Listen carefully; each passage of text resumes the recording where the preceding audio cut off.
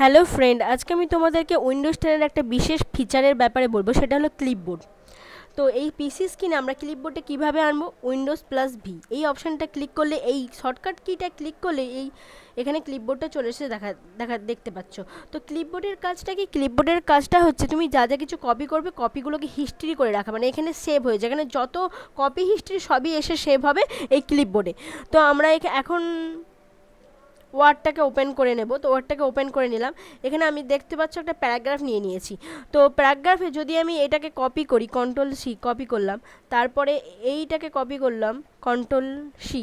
তো এবার পেস্ট করতে চাই, এখানে কার্সারটা রেখে কন্ট্রোল ভি পেস্ট করলাম। তো পেস্ট করার পর আরেকবার কন্ট্রোল ভি পেস্ট করলাম। তো পেস্ট যতবারই করছি ততবারই দেখো শেষে যেটা আমি কপি করেছি সেটা পেস্ট হচ্ছে। কিন্তু যদি আমি ক্লিপবোর্ড অপশানটাকে ক্লিক করি, তো দেখো প্রথমে যেটা আমি কপি করেছি সেটাও আছে, সেকেন্ডে যেটা আমি কপি করেছি সেটাও আছে। তো আমি এখান থেকে প্রথমেরটা নিয়ে নিলাম, এখান থেকে সেকেন্ডেরটা নিয়ে নিলাম। তো ক্লিপবোর্ড আসলে হচ্ছে কপি হিস্ট্রি, যেখানে তুমি যত কিছু কপি করে রাখবে সবই এখানে এসে জমা হবে। তুমি সেগুলোকে পরে পেস্ট করতে পারো, তুমি ওয়ার্ডে হোক বা এক্সেলে হোক বা পাওয়ার পয়েন্ট, যেখানেই তুমি চাও সেখানে এই ক্লিপবোর্ডটা ইউজ করতে পারো। তো উইন্ডোজ 10-এর একটা বিশেষ ফিচার হচ্ছে এই ক্লিপবোর্ড। আর ডেস্কটপে তুমি এই ক্লিপবোর্ডটা আনতে পারবে উইন্ডোজ প্লাস ভি।